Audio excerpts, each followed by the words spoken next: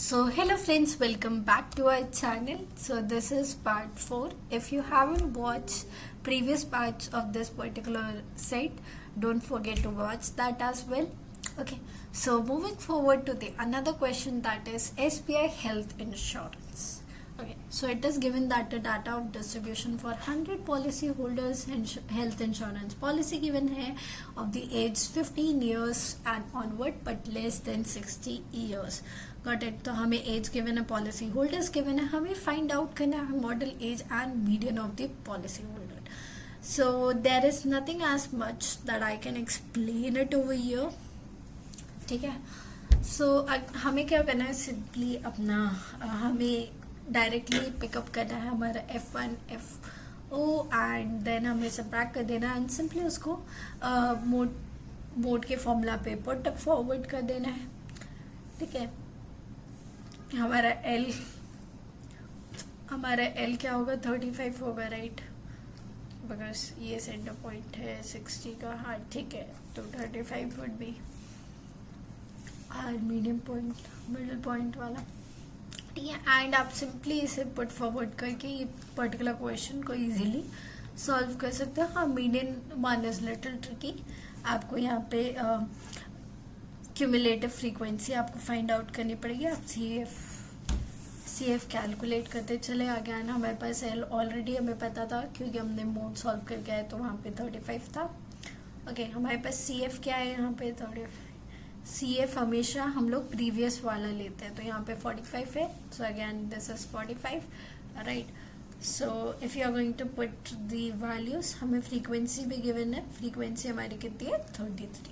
ठीक है, आपको सिंपली वैल्यूज पुट करनी है. There is nothing as much to explain. So let's move forward to the another question. Now there is a question, your elder brother wants to buy a car and plan to take the loan from a bank for his car. Now he repays his total loan of rupees 1,18,000 by paying every month, starting from the installment of 1,000, and then he increased the installment by 100 every month. Got it? Now यहाँ पे given है, find the amount total paid by him in the 30th installment. हमें total loan amount given है, हमें first instalment find out करनी है. ठीक है, हमारी फर्स्ट इंस्टॉलमेंट कितना है, 1,000, एंड कॉमन डिफरेंस कितना है, 100. ठीक है, तो find amount paid by him in the 30th instalment. n is equal to a plus bracket के अंदर n-1 अपॉन d. तो A30 is equal to what, it is equal to 1000 plus 30 minus 1 upon 100. It is 1000 plus, अगर हम लोग इसकी value find out करें तो 2900. तो हमारी 30th इंस्टॉलमेंट कितनी होगी, 3,900. Now coming forward to the another question. इसमें गिवन है कि if the total number of instalment is 40, then find the value of the amount paid in the last installment. So this means what? This means automatically कि the total number of installment is what? It is 40. तो again हम लोग simply value put forward करेंगे principal amount and then whatever the difference is, that is 100, and put the value of n as well, that is 39. If you solve this up, you would get the value of the 14th installment, that is last installment is 4,900. Now what is the amount he still have to pay after 30th installment? The amount he have to pay after 30th installment कितना हो गया, Sn is equal to n upon 2, bracket के अंदर है 2a plus 9 upon 1d, that is 30 upon 2. अगर आप इसको, हमें सम ऑफ फाइंड करना है. ठीक है, तो आप सिंपली अपने वैल्यूज को पुट फॉरवर्ड कर सकते हो. हमारे पास कैपिटल अमाउंट भी गिवन है एंड हमारे पास number of N installment numbers भी गिवन है, मतलब एन की वैल्यू भी है. You can solve it easily, right. इसमें एज कुछ एक्सप्लेन करने का नहीं है. It's just you have to put the value of the N and A onto their place. Okay, so हमारा sum of 30 कितना है, 73,500. ओके, नाउ हमें फाइंड करना है ratio of the 10th instalment to the ratio of the last instalment. तो हमारे 10th instalment का ratio हमने शायद पहले ही फाइंड आउट किया था, नहीं 30th इंस्टॉलमेंट का किया था। ओके, सो अगेन हम लोग के पास सेम वैल्यू है, हम लोग इसको पुट फॉरवर्ड करेंगे तो ऑटोमेटिकली आपको 10th इंस्टॉलमेंट की वैल्यू पता चल जाएगी। एंड देन लास्ट इंस्टॉलमेंट हमें पता ही है, it is what, it is 40। ठीक है, अगर आप पुट फॉरवर्ड करोगे 40 की वैल्यू तो ये आएगा। ठीक है, फिर उसके बाद से Tejas is standing at the top of the building and observe a car at the angle of dispersion of 30 degree as it approaches the base of the building at the uniform speed 6 seconds later. The angle of dispersion increases to 60 degree and at that moment the car is 25 meter away from the building. ठीक है, तो तेजस का वो हो रहा है, observe car कर रहा है, एंगल ऑफ डिस्प्रेशन हमारा 30 डिग्री एज इट अप्रोचेस। अगर ये एंगल इक्वल है, this means this angle is going to be 30 degree, right, and this angle is going to be what, this angle is going to be 60 degree, right. ये हम लोग को already idea लग चुका है। And that moment car is 25 metre away from the building. तो यहाँ इसका मतलब पता है, हमें ये डिस्टेंस पता है, दैट इज 25। ना हमें फाइंड आउट करनी है हाइट ऑफ द बिल्डिंग। तो हमारी height of the building A B कितना हो गया, हम लोग इसे कंसिडर कर रहे हैं h।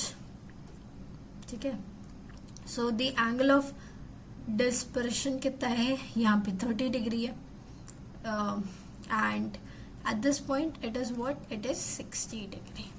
एंड यहाँ पे हमारा डिस्टेंस कितना है, 25 मीटर। सो हमने अगेन यहीं पे पुट फॉरवर्ड किया है, तो this upon this is what, this upon this is tan, perpendicular upon base is tan, right? So value of tan 60 is what, under root 3. So therefore the value of height is 25 under root 3m. Now what is the distance between 2-point position of the car? The distance between 2 position of car means DC. The distance between 2 position of car means DC. ठीक है, अगर car पहले यहाँ थी and car फिर यहाँ है, it means जो भी डिफरेंस कितना था, इसका मतलब है कि हमें DC फाइंड आउट करनी है, राइट। तो अगर हम लोग दोबारा देखें तो हम लोग अब इस बिगर ट्राइंगल को हम लोग कंसिडर करें। सो DC would be what, it would be BD subtracted by BC, that is 25 meter. Okay, so यहाँ पे हमने क्या किया, हमने इस पूरे पॉइंट को लिया एक साथ ABD को। तो tan 30 is equal to what, it is 1 upon under root 3। अब हमारे पास ऑलरेडी वैल्यू ऑफ हाइट थी, नाउ हमें value of base find out करनी है, right. So value of base is what, that is 75 centimetre. So this means this means this entire is what, 75 meter. Now we already have the value of BC, that is 25 meter. This means the value of DC would be what, it would be 50 meter. Now what would be the time taken by the car to reach the foot of the building from the starting point? Now what would be the total time taken by the car to reach the foot of the building from the starting point? तो हमें find out करना है कि exactly यहाँ पे कितना time लगने वाला है। Got it.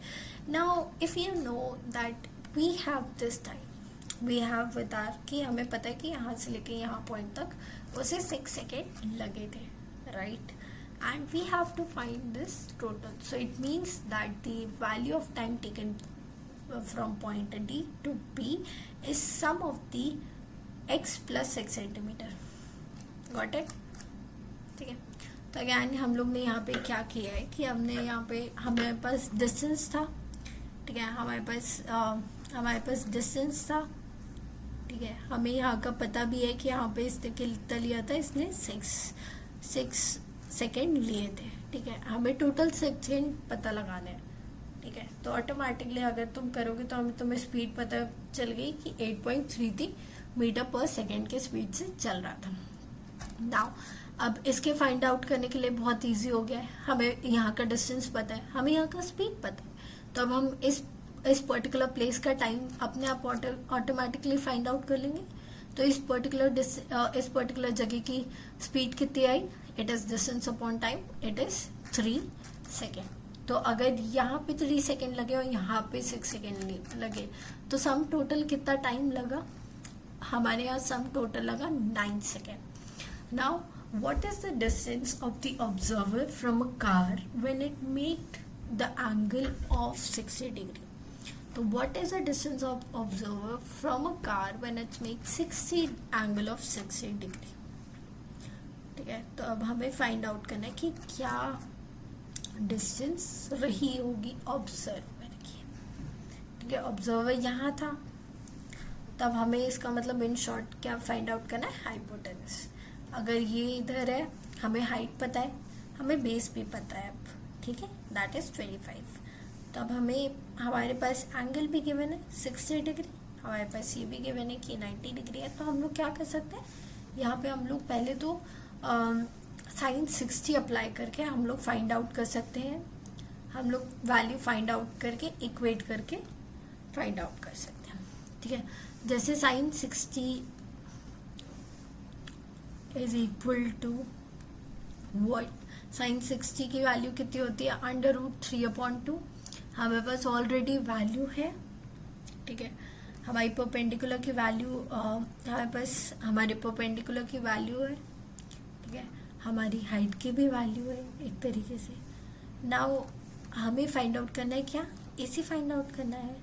ठीक है, तो अगर हम लोग फॉरवर्ड करेंगे, ए बी की वैल्यू हमें पता है, हाइट की वैल्यू पता है, हमें हाइट की हमने पुट फॉरवर्ड की, उसके बाद ए सी तो हमें पता ही नहीं है। ठीक है, तो अगर हम लोग इसको सॉल्व करेंगे तो ऑटोमेटिकली आप ए सी बहुत इजीली फाइंड आउट कर देंगे। ये जो √3 है वो यहाँ आ जाएगा, और ये जो 2 पहले डिविजन में था वो मल्टीप्लाई में चला जाएगा। तो 25 √3 मल्टीप्लाइड बाई 2 अपॉन √3। ठीक है, तो 25 multiplied by 2 is equal to what, 50 metre. So the required distance is 50 metre. ठीक है, नाउ क्वेश्चन गिवन है कि हमारे पास अनदर क्वेश्चन है, इसमें क्या गिवन है कि on a Sunday your parents took you to fair and you see a lot of toys displays and you wanted to buy the Rubik cubes and strawberry ice cream for you. ठीक है, तो length of Rubik cubes कितना होता है, 6 centimetre होता है। ठीक है, लेंथ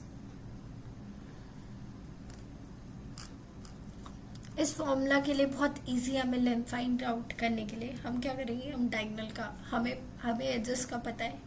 ठीक है, तो हम लोग डायगोनल का वो फाइंड आउट कर लेंगे। ठीक है, तो डायगोनल ऑफ क्यूब कितना होता है, हमारा डायगोनल ऑफ क्यूब होता है √3 है, हमारे पास ए है 6, तो ऑटोमेटिकली आंसर आ गया, that is 6 √3 cm। Now find the value of Rubik cube if the length of the edge is 7 centimetre. अब वॉल्यूम भी बहुत इजी होता है, it is what, it is a का क्यूब। ठीक है, तो it is what, it is 343 centimetre cube.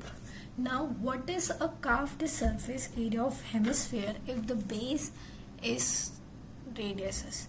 अब हमें फाइंड करना है इसका कर्व सरफेस एरिया। ठीक है, curve surface area find out करने के लिए आपको क्या करना है, सिंपली फॉर्मूला में पुट फॉरवर्ड कर देना है, दैट इज 2πr²। अगेन आप फॉर्मूला में put forward करोगे, automatically you would get the answer. Now this is a little typical answer, that is part 2.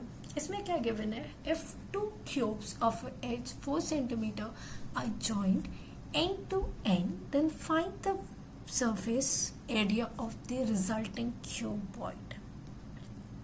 ठीक है, तो अब इसमें हम लोग क्या करेंगे, हमें फाइंड आउट करना है सरफेस एरिया। अगर 2 क्यूब आप इमेजिन करो, इन केस जैसे आपको 2 क्यूब को जोड़ने को बोल दिया जाए, तो अगर जब आप 2 क्यूब को जोड़ दोगे तो ऑटोमेटिकली जो उन दोनों के एक दूसरे को टच करने वाली जो दीवार है, क्या वो सरफेस एरिया में काउंट होगी, नहीं, ऑटोमेटिकली वो जो एरिया होगी वो डिस्ट्रॉय हो जाएगी। तो हम लोग क्या करेंगे, हम लोग साइड्स कैलकुलेट कर लेंगे। सो यूजुअली अगर आप देखो क्यूबॉइड को, if you look at cube carefully, तो उसमें कितने साइड्स होते हैं? You have 6 sides. साइड में 4 होते हैं, ऊपर नीचे 2-2, तो कितने होते हैं? 6 इन टोटल. ठीक है. और अगर 2 क्यूब्स है, it means you have 12 sides. Right. But चूंकि हम दोनों उन दोनों क्यूब्स को एक साथ ज्वाइन कर रहे हैं, दिस मीन्स जो उन दोनों के बीच की दीवार है, it is of no use, वो कैलकुलेट नहीं होगा. तो हम लोग क्या करेंगे? सिंपली कैलकुलेट कर देंगे 10 साइड को कंसिडर करके. ठीक है. तो आप वो भी ट्राई कर सकते हो. आप क्या कर सकते हो? 10 और फिर a का स्क्वायर कितना होता है? 4 सेंटीमीटर. तो a का स्क्वायर होता है 16 मल्टीप्लाइड बाई 10, तो कितना होता है? 160 सेंटीमीटर स्क्वायर. ठीक है. ये हो गया हमारा सरफेस एरिया. और else what you can do is, आप यहाँ पे क्यूबॉइड का भी फॉर्मूला पुट फॉरवर्ड कर सकते हो. सी, चूंकि हमने दो क्यूब्स को अटैच किया, दिस मीन्स कि उनकी हाइट और ब्रेथ में क्या डिफरेंस आएगा? नहीं, बट उनकी लेंथ चेंज हो जाएगी, क्योंकि हमारी लेंथ को हमारी लेंथ होगी वो ट्वाइस हो जाएगी, twice the original length of cube. Right. तो हमारा लेंथ कितना हो जाएगा? 8 centimetre. Breadth, height. Now the total surface area of cuboid is what? It is 2LB plus BH plus HL. ठीक है. तो TSC is equal to what? It is 160 centimeter square. So that's it for the video, guys. I hope you like this video, so don't forget to hit the like button, hit the bell icon so that you get notified whenever we upload a new video. Till then, keep studying, take care and bye bye. And आपके लिए हम लोग और भी ऐसे amazing videos लाते रहेंगे, so stay tuned for that as well. Okay, bye bye, take care and all the best for your exam.